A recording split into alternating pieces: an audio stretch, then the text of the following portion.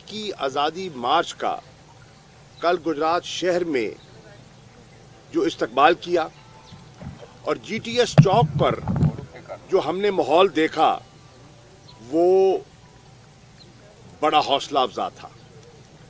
और उसकी खुशाइंद बात ये थी कि इमरान साहब की अदम मौजूदगी के बावजूद उनके बयानिए की ताकत जो है वो जाहिर हो रही थी कि इमरान खान का जो बयानिया है वो लोगों के दिलों में बैठ चुका है, जहनों में उतर गया है और लोगों ने कबूल कर लिया उनका नुक्ता नज़र। और आपने देखा, वजीराबाद में देखा आपने, गुजरात, और इंशाअल्लाह आज ये काफिला रवाना होगा लाला मूसा के लिए।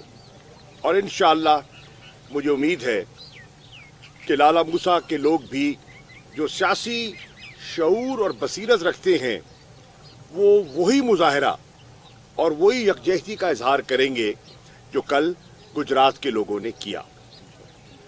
दूसरी चीज़ जो काबिल गौर है और जिसके लिए हम बारहा संजीदा तबकों को ये बावर करा रहे हैं कि मुल्क को इस बहरान से निकालने का वाहिद रास्ता नए इंतखाबात हैं।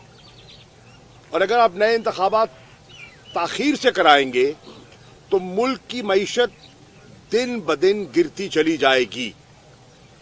एक लेटेस्ट सर्वे जो सामने आया है, और ये गैलप पाकिस्तान का सर्वे है, कोई तहरीके इंसाफ का जायजा नहीं है, उस सर्वे के मुताबिक जो हमारा कारोबारी तबका है, जो हमारी बिजनेस कम्युनिटी है, उसकी 88% बिजनेस कम्युनिटी आज इस नतीजे पे पहुंची है कि पाकिस्तान गलत सिमत पर जा रहा है। Pakistan is moving in the wrong direction. Business community कह रही है कि बिजनेस कॉन्फिडेंस जो है वो आज लोएस्ट एब पर पहुंच चुका है। आपकी इकोनॉमी टैंक कर रही है। आपको याद होगा कि 75 साला तारीख